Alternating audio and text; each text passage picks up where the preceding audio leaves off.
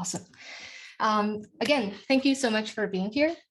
So for this talk, I would like you to turn on your camera if you can, because I really want to connect with you and see your reaction to the talk.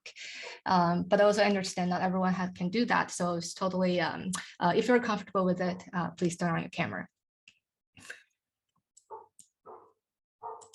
So before we get started, I want to get a sense of who is in the room today. So we're going to use this tool called slido.com.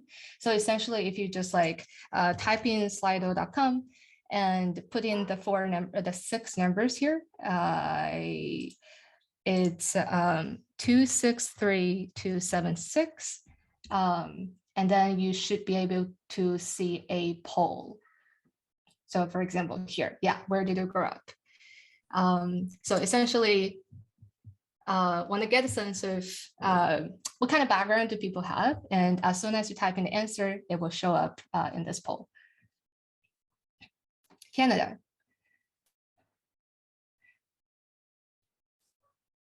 Great. Great. I see a quite variety of people here. We have a very diverse group. Awesome.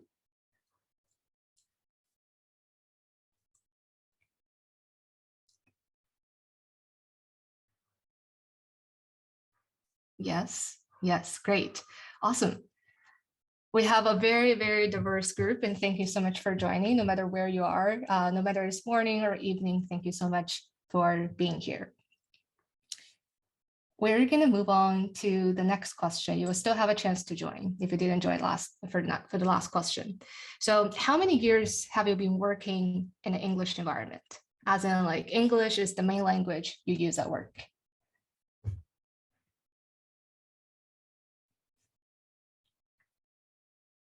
Yeah, this is great. A lot of you have worked in an English environment for more than 8 years. That's a lot of years.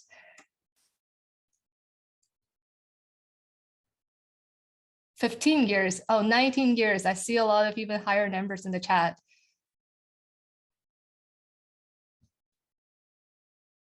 This is awesome. Cool. And last question. So when you communicate at work in English, do any of these resonate with you?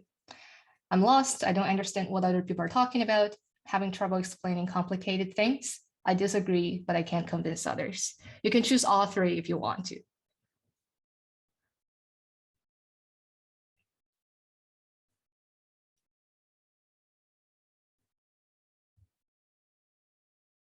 Nice.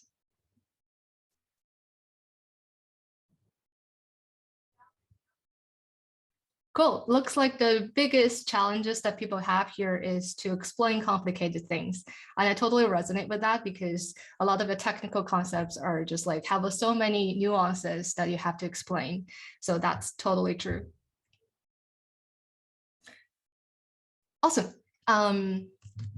So those are really common challenges for non-native English speakers, and I believe that's why you're here. So we're going to dive deep into this. If you have any questions, you can put in the chat, you can raise your hand, and I'll try to do a lot of Q&As at the end. Sounds good? Cool. Want to start by sharing a little bit of my own journey. So I grew up in China, and I moved to America in 2013 for my PhD in electronic engineering. So in China, even though we learned English in schools, but it was purely optimized for exams, and we didn't really have any chances to actually use the language. So when I first got to America for my PhD, I remember in every single group meeting, my advisor and I just cannot understand each other. And I had to rely on someone who knew my work. I would have him sit in my meetings and he would rephrase everything that I said to my advisor. And then sorry, what did I do? A lot of things happened in the past 9 years. I did multiple different career pivots. I started from academia to engineering industry to UX design, eventually to product management. And eventually I chose to be a product manager. That was a totally different story that if you're interested, I can talk about that another day. But for the struggle with communication has been a theme throughout most of these years.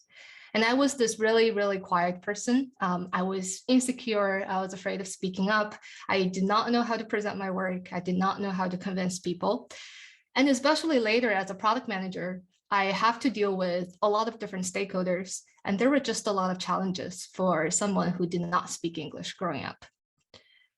But slowly I learned how to do these things. And I also noticed that a lot of people around me are struggling with the same thing. So last year I started Communicate at Work. It's a school and a community to help non-native English speakers to communicate better at work. So I teach courses and design exercises for people like you to practice together.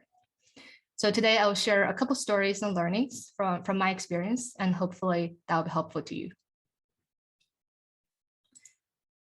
So coming back to these common challenges at the beginning, I'm lost, I'm having trouble explaining things, I disagree, but I can't convince others. So typically what people think is, I need to improve my English. And that's what people tell you as well, just, hey, improve your English. But it's so much more than that, because think about it, even in your native language, sometimes you might still have challenges explaining things concisely. You might still have challenges giving a speech or dealing with conflicts. So it's not just improving the English, but it's more about, I need to rethink how I communicate. And that is mindset, that is frameworks, that is structure and empathy. So for a lot of you, especially those of you who have worked in an English environment for a while, learning a new word or polishing your grammar does not move the needle that much, but shifting the mindset on communication can make a huge difference. And I also want to say, it is harder in English because when you're talking, part of your brain power has to be used to think about this foreign language. So it takes even more practice to turn the skills into muscle memory. So for today, I'll focus more on the mindset of communication through my personal stories. And now if any of the stories resonate with you, so please put a +1 in the chat so that I know that I'm not the only person having the stories, and it's helpful for other people to see how common it is as well. Cool. So starting with our first story, which is also my first mistake. So I didn't understand it. It must be my problem. It's the feeling that I had over and over again, especially in group conversations. So we used to have weekly group meetings, like a team of 7 or 8 people. We talked about lots of different things. And even though not everything we discussed is directly relevant to my work, but I still want to learn more and actively engage with them. So I really tried hard to follow and pay attention in these meetings. But almost always, at some point, I missed something. I hesitate to interrupt, and the conversation went on. And I was still thinking about it, so I missed even more things. And before I knew it, I was completely lost, and I had no idea what they're talking about anymore. And for a while, I just pretend that I know what's going on. I nod along, I smile when they smile. But after a while, I just gave up. Started looking at my phones. I turn off the camera and mic if it's like a remote meeting. And when it happens over and over again every week, I just started to feel like, hey, I'm not part of this meeting. They don't need me, and I don't even want to be here. So I stopped trying, and sometimes I don't even show up. So when I think about it, there is this notion of, when I don't understand things, it must be my problem, because everyone else seems to understand what they're talking about. It must be my problem because my English is not good, because I don't understand basic things, because I zoned out or I wasn't paying attention. It must be my problem, and I don't want to highlight that problem, so I don't say anything. And that's why I hesitate to ask questions.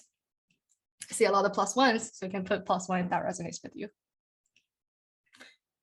Until at one point, there was a new person joining the team.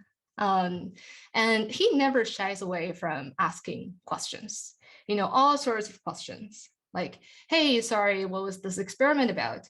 And other people will explain to them very nicely and be like, oh yeah, I should have shared more context. It was about so-and-so. Or, hey, sorry, I didn't follow what you just said. Could you explain this again? And other people, again, they will be very, very understanding, like, hey, here is another way to understand it. And in that process, I noticed two things. Number one, very often I had the same questions. And it just helps me realize that it's not just me who had the questions, and people had the same questions as well. It's not just my problem. Second, even though some of the questions are really basic, but it still helped the speakers to recognize the gap and realize that, hey, not everyone has the context of everything. And again, nobody ever judged the new person, and people really appreciate how active and engaged he was. And he quickly picked up everything, he shared his opinions, and very soon he became the core of the team. So inspired by him, I started to ask questions as well.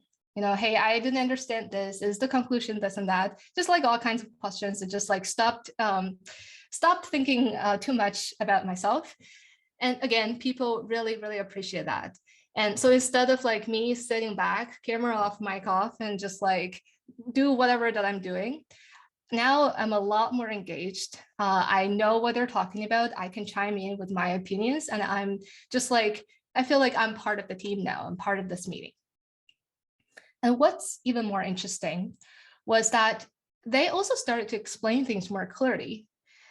They started to realize that, oh, not everyone has the same context. So I'm going to lay out all the context here.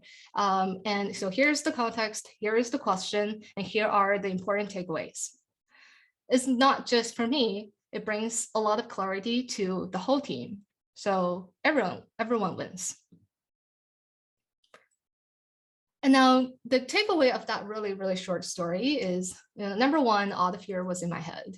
I thought it was stupid questions. I thought it was just like me not understanding things, but nobody thought it was stupid or held it against me. And it's that they really enjoy that I do that.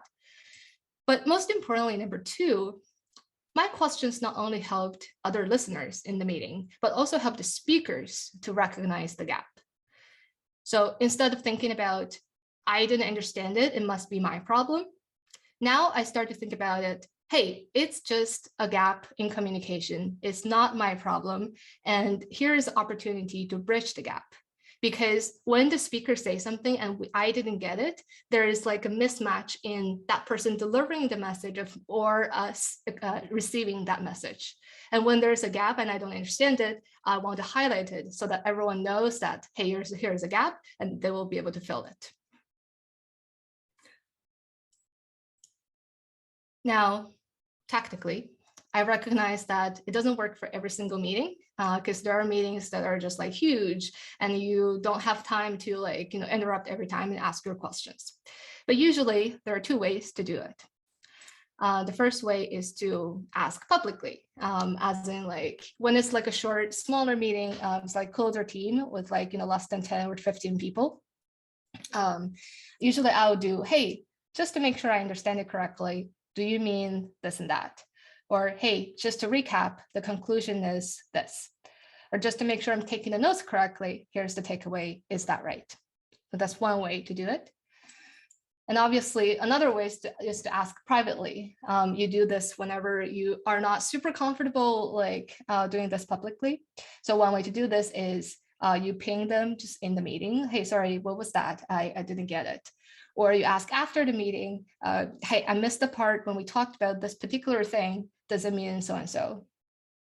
And if at some point you realize that you just completely lost and you don't even know what questions to ask, and this is more common when you just join a new team and you have no basic idea of what's going on. So in this case, I'll set up dedicated time with a team member and just be like, can you help me understand the basics? Now, again, depending on the situation, you can choose either approach, but most importantly, it is the bottom line is to recognize that asking questions is a healthy thing. It's not only helpful for the whole team, but also for the speakers as well. Same goes for this meeting. If you ask questions, then that's a signal to me that, oh, like I didn't explain something clearly, and I will be able to correct that. So please ask questions if you do. I already see you ask a couple questions in the chat. Haven't had a chance to go through this yet, but we'll come back to this at the end. Cool. Moving on to the second story that I had. This was back then. I was a software engineer. We had those stand-ups or one-on-ones with their managers. Basically, everyone talk a little bit about what they have worked on. And my usual way is to just think, okay, I need to say A, B, and C, and I said it, and that's it. And very often I realized that when people ask me questions about the things that I said, I often used to go to two extremes answering questions. One extreme is I just answer with less than 5 words. Yes, no, this is the number, or that sounds great. Another extreme is I just go on and rambling about a lot of details that nobody cared about. So for example, in a stand-up, my manager would ask me, hey, how's the progress? And I'll say, I completed the experiment. And then my manager would be like, okay, sure, what is the experiment results? And I'll say 3%. And then my manager is like, wait, what is 3%? 3% of what? Can you say more? And I started kind of rambling, hey, we implemented it in this way, and we use this configuration. I will change to this and push it to 10%. And before the change, data is like this, and after change, data is like that. At some point, my manager finally started to interrupt me. Okay, so sure, what is your conclusion? What's your point? Can you just get to the point? While I had this long-winded conversation, I noticed that there are always some people who can get straight to the point. So again, same kind of questions, how's the progress? And they can just go directly. Oh, this metric is improved by 3%. It's better than what we expected. This means we're closer to the competitor, and we can potentially get another 2% in the future. Now, I don't know how much that resonates with you. You can put in a +1 if that resonates. But for me, I can clearly see the differences, but I just don't know why. And the way that I try to justify that is I'm just not good at selling my work. I don't know how to talk about it. I don't know how to impress people or show my value. While other people can just talk about the things that makes them look good. Until I became a PM. And when I was a PM, I was on the other side of the table. And again, we're having stand-ups, the same type of conversations, except that I'm the person asking questions. And as the conversation goes, I really felt the frustration because every single back and forth, all I was thinking is, can you talk about the things I care about? Which is, okay, what does this result mean? Is this what we expected? Is this good enough? Can we trust the data? Can we improve more? What is next? And but in that whole conversation, they're just not answering the question. And that's when I realized that it's not really about saying too much or saying too little or selling how much work you've done. It's really about your audience. What information to include entirely depends on what your audience want to know.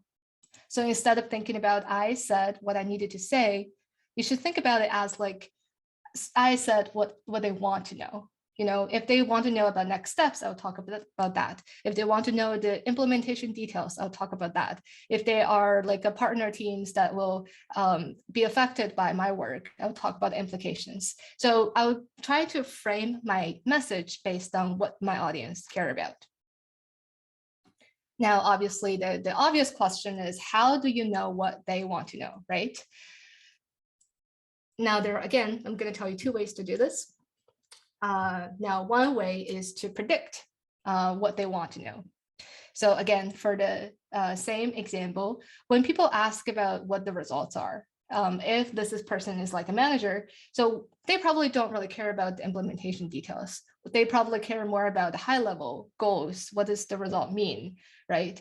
Can we trust the data? Is this what we expected? What's next? So that's probably what the manager will care about. And similarly, this also applies to interviews. If you are in these behavioral interviews, when a recruiter or hiring manager asks you, what is your weakness? They don't really actually interested in your weakness. What they really want to know is, does this person reflect on themselves? Are they actively working on this? Will this weakness affect the job? So that's one way to do this, trying to predict what they want to know. Now, a second way to do this is just ask. This is very, very obvious, right? Typically what I do is, hey, like I can talk about all of these other things, but I want to know anything specific you're interested in so that I can frame my conversation around that. But bottom line is, whether it is predict or ask, like the most important thing is trying to first think about what they want to know and give them that information instead of just thinking about, here's all what I need to say. Like you should think about, here's probably what they want to know. And that was the second story. Now moving on to the third mistakes that I made in the past, which is I need to prove my point. So this is very common when you disagree with others, when you want to talk about your own opinion, you want to make your point. And I failed miserably on that. So very early in my career, I was assigned to solve this complicated design problem. Essentially, people didn't know how to use our product and we need to teach them. And without going into too much details, it's not a product that consumers are used to. It's kind of like a new concept we need to teach people about. It's about like a mindset changes, which is what makes it complicated. So my designer and I spent a lot of time thinking about this. We made a lot of prototypes. We did a lot of user research. We kind of looked at all the competitors and we just like did a lot of analysis because it is a hard problem. But at some point, my manager came in to me and be like, hey, Shunyao, let's launch a tooltip. Tooltip is like, those kind of little tips to tell you what kind of UI this is. And my immediate reaction is, it's not as simple as that. This won't actually solve the real problem. And if this is simple as that, I would have done this, right? And both my designer and I thought it wouldn't work. And we were just like sitting together and be like, this wouldn't work. How can we convince my manager to not do this?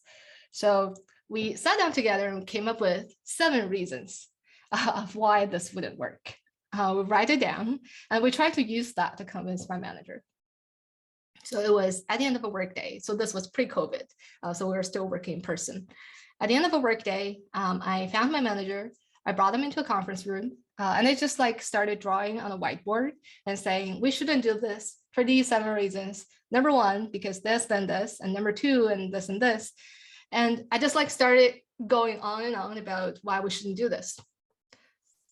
And now I think about it, if you're my manager and you just like suddenly get cornered and be like, oh, like you shouldn't do this, you'll probably also feel attacked. So it wasn't a good strategy to start with. But very interesting, my manager, like he also wasn't very interested in the reason that I gave him. So he interrupted me when I was talking about the third point. And he's just like, I don't really care about anything that you said here. We're launching the tooltip. I want you to disagree and commit. And now I'm late for my shuttle and I have to run. And then he left. And obviously I was frustrated. I prepared all those reasons and evidence and nobody cared about it. I felt like my input wasn't valued. I felt like I don't know how to convince people to do the right thing. So I still launched the tooltip. And the next week, my manager came to me and he's like, hey, thanks for launching the tooltip. I know this is not the best solution, but it's very simple. It's easy to reverse, and I just need to see some data. And now I think about it, it was so obvious, it was iterations, right? Start with the low-hanging fruit and, some will work and some wouldn't. And like, if it wouldn't work, that's fine. You just like, move on and iterate on that. But at the time, I didn't even think about it. I was so much in my own head that I can only see my side of the story. I was too busy proving my point without understanding their perspectives at all. I didn't even ask any questions. I just go in and be like, that's wrong, you're wrong, and I'm right. And here are all the reasons why you're wrong. And if I can do this again, I'll probably ask, hey, like, what is the goal? If the goal is to get more data, maybe we can brainstorm even more low-hanging fruit where we can get some quick data. And by the way, this manager, so he actually taught me a lot on these kind of things, like how to align with your stakeholders, how to align your goals, how to deal with conflicts. And he just like, this is just like one example of how I learned from this, but he was also very, very actively teaching me about these things. So I really appreciate that. And over many years, I've seen lots of conflicts like this. When there are disagreements, people treat it as a debate and argue. I need to say my point loud and clear, and I'm going to find flaws in your arguments because you're wrong, I'm right. And here are all the reasons why you're wrong. But really, it's about listening and asking what are the goals that people have, and sit together and let's figure this out. Let's solve this problem together so that we can meet both of our goals. So I want to quickly pause here. That was a quick 3 short stories in my past. So I want to pause for a second and ask all of you, what is your biggest takeaway from the 3 stories? You can put it in the chat. You can also unmute yourself and just talk about it.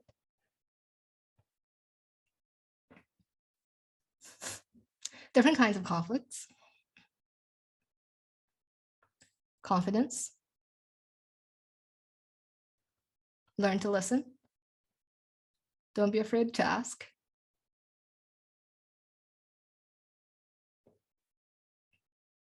Communicate in line, understand the goals, know your audience. Yeah, I really, really love all of these. Is there a thing called asking too much? We can talk about this after. Yeah, so again, I think the core takeaway of all of that 3 stories is to realize that communication is a two-way street. It's not just like you say something and that's it, but it's really about if the other person gets what you try to say. Same way, reverse, when other people say something, if you didn't get it, then that's a gap in communication. And so it's really about thinking other people's shoes and having that kind of empathy. So that kind of goes into lots of different communication challenges that if you're interested, we can go into details. So I want to do a quick recap and then we'll go into questions. So number 1, when you're lost, instead of thinking, hey, I didn't understand it, it must be my problem, recognize that it's simply a gap in communication and treat it as an opportunity to bridge that gap.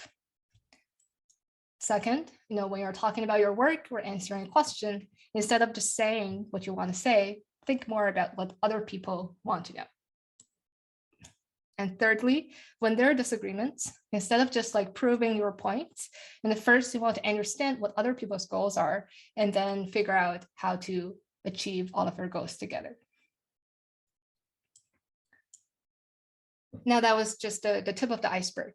If you're interested in learning more about workplace communication systematically, I'm also teaching a bootcamp on this very specific field.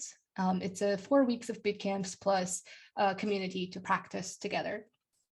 It's designed specifically for people like you, like non-native English speakers. And we cover topics like how to be concise, how to get on the same page, how to ask for something, how to disagree, and how to talk about something that bothers you without hurting other people's feelings. And usually at the end of the bootcamp, we ask everyone what is the learnings that they have. And just to give you a sense of what the past students have learned, I'm just going to show you 3 very, very short clips so that you have a sense.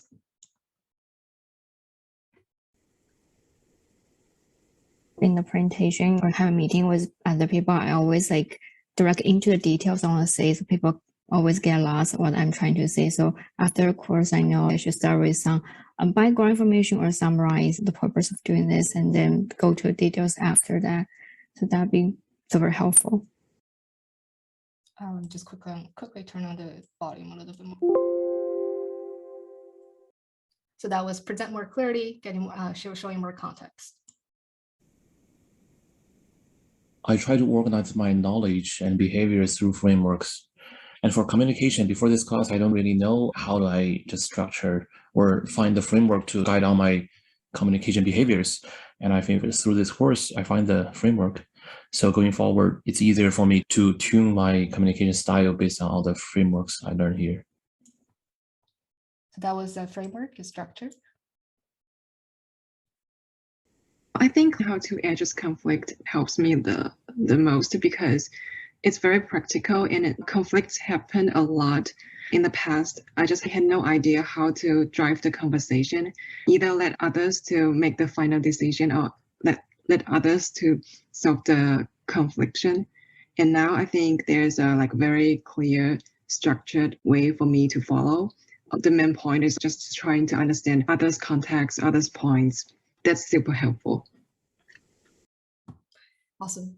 So it is a very comprehensive bootcamp with a lot of exercises, and we really try to maximize the value you get with only a third of the price of typically other bootcamps charge you, because I resonate with all of the pain points that you have. So if you're interested, you can find more information in this website. Applications open now, and early bird still ends at the end of this week. And there are also info sections if you have more questions on the bootcamp. So I will just paste the information here. If you're interested, you can take a look. Okay, I'll pause here. Any questions on anything that I talked about? You can come off mute and chat about and ask questions.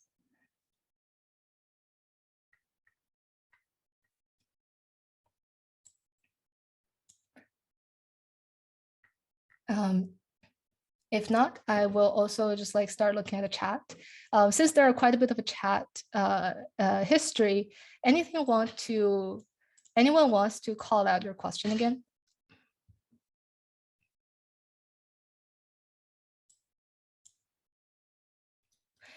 You get a link to the recording, yes. Hello, can you hear me there?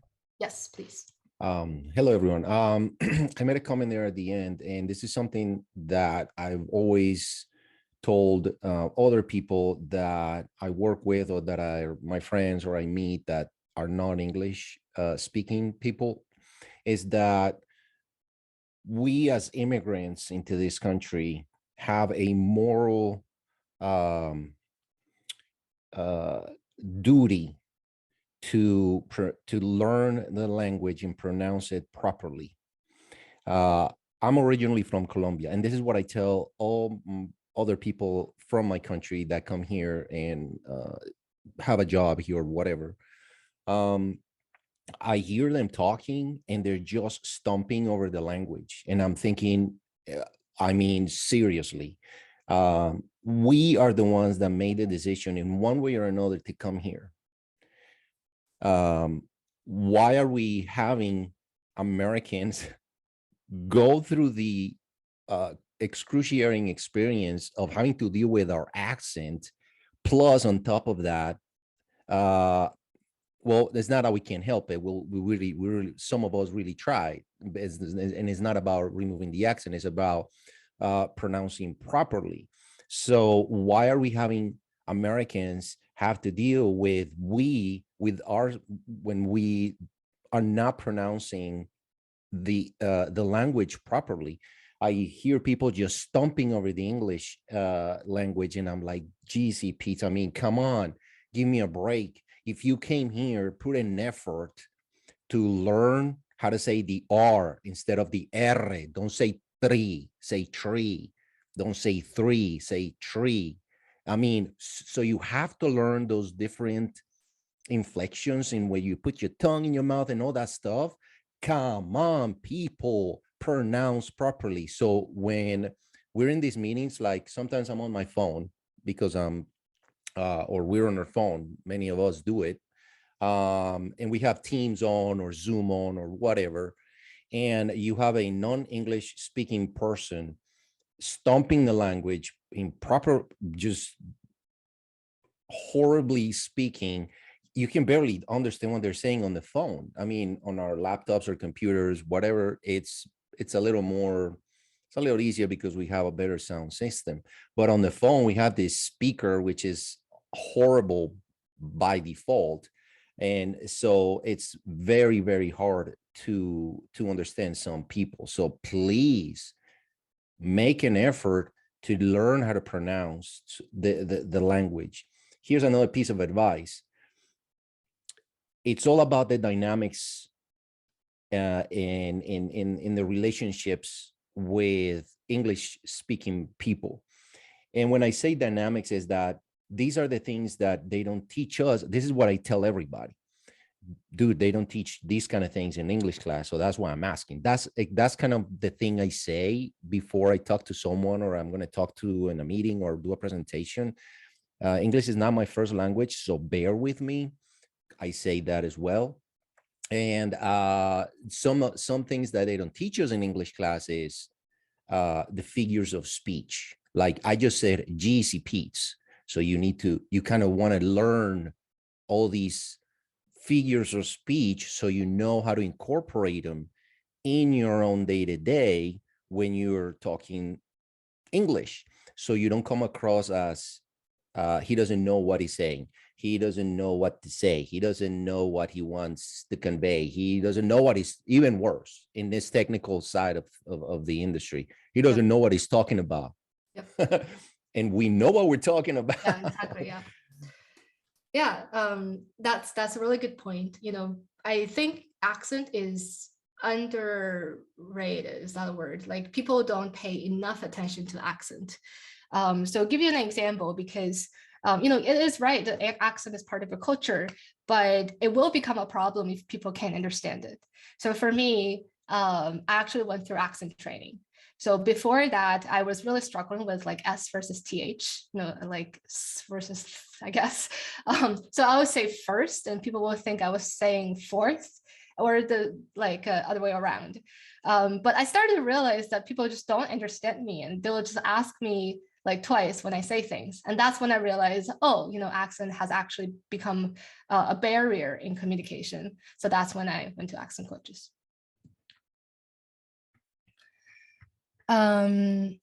Awesome. So yeah, I saw a couple questions in the chat. Ayush was asking, if I'm pronouncing your name correctly, I'm sorry if I didn't. Is there a thing called asking too much? So if I understand correctly, you're talking about asking too many questions. Do you want to come off mute and say something?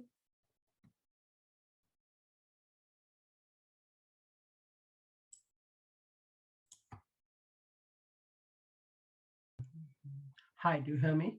Yes, please.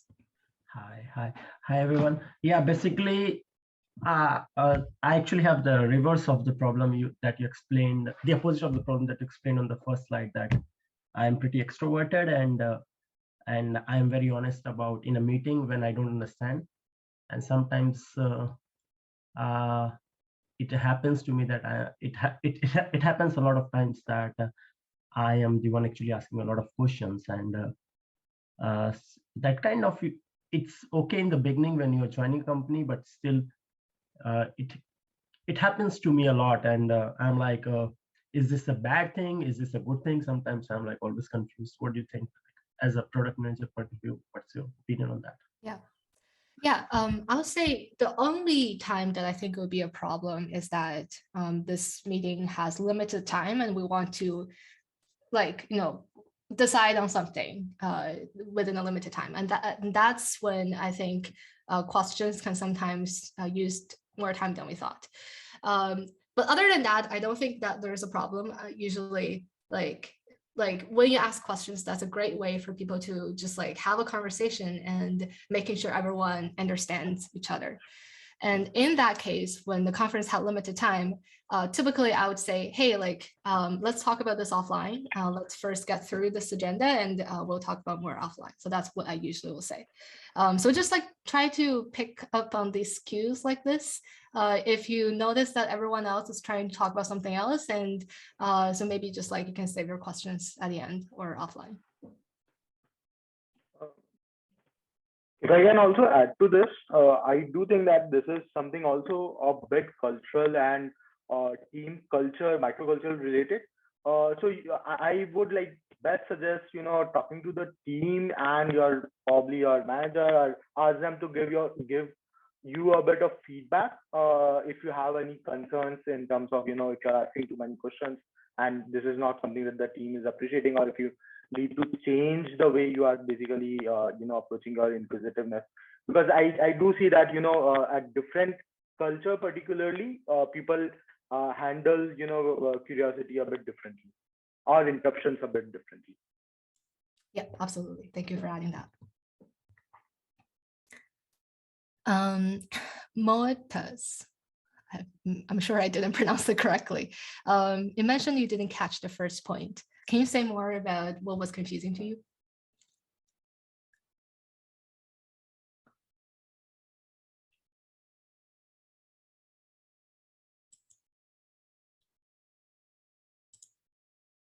I guess maybe I didn't pronounce it properly. Does anyone else also didn't catch the first point?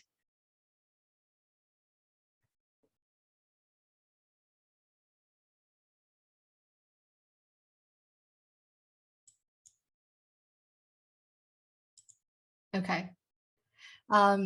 Yeah, so I'll quickly try to re-explain this a little bit, but if I still didn't answer a question, you can stay on at the end of this meeting, and like I'll stay on for a little bit more just to chat more. I think the first point, again, the whole point is trying to break the notion that when you have a question, like you just don't say anything and just don't ask it because you're not confident enough to ask that questions, and you feel kind of self-conscious about it.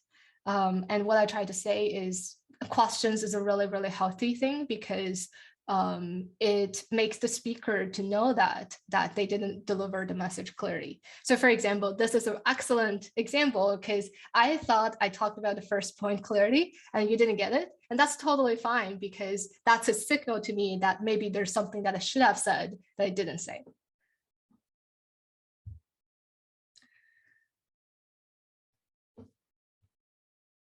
Cool. Let's move on to the next question. Conflict, ask why. Sometimes why itself doesn't make sense.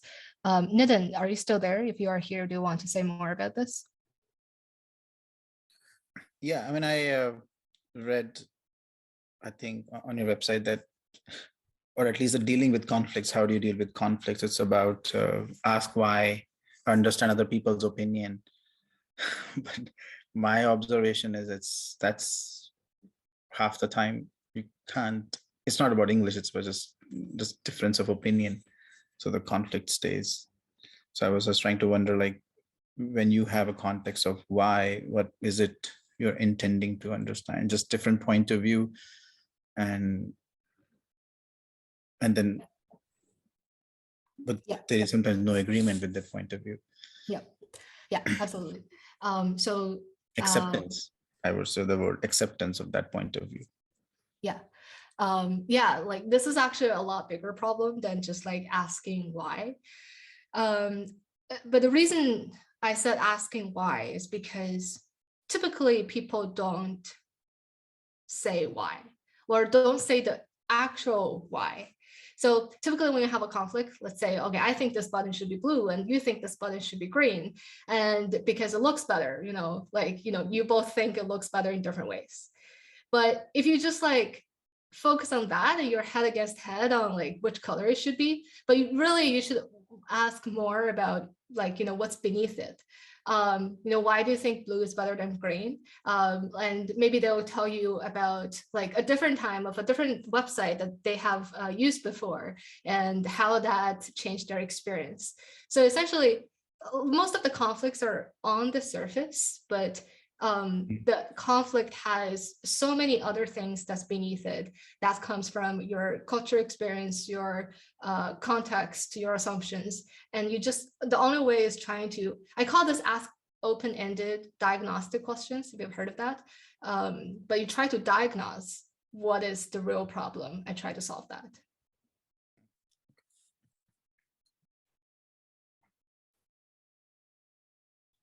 Does that answer your question? Any other thoughts here? No, I just I just wanted to share my own experience in conflicts. Yeah, and even like, sorry to interrupt. Go ahead. No, nothing. That's the only viewpoint, that it's sometimes just the acceptance logically does not, like, I mean, it's everybody has their own frame of reference and logic, and then you say, no, it doesn't make sense. Why? And then sometimes at times you just have to let go. Yeah. That's the only way I could find of getting over the conflicts. Yeah.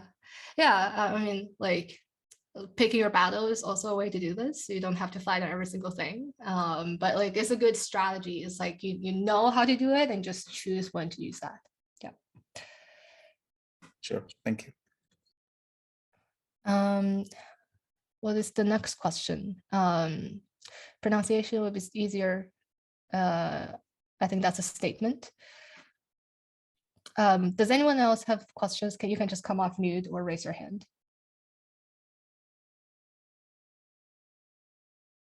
What do I refer to for accent training? So yeah, I had an accent coach, which is like a one-on-one session, but there's also this product called Elsa Speak that I really like.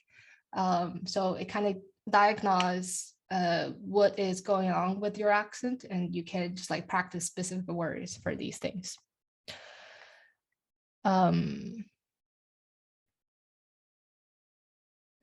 Any other questions you want to highlight? I'm again scrolling past the chat right now. What is more important to master for accent or grammar? I think grammar is even less important because okay, like I use this word and it was supposed to be past tense, I didn't use past tense. Does that affect whether you understand it? Like, you still understand it, right? Versus accent, if I say first and you thought I said fourth, that actually leads to a misunderstanding. So I say, whatever that's the most important thing is to making sure you deliver the message rather than just saying perfect English.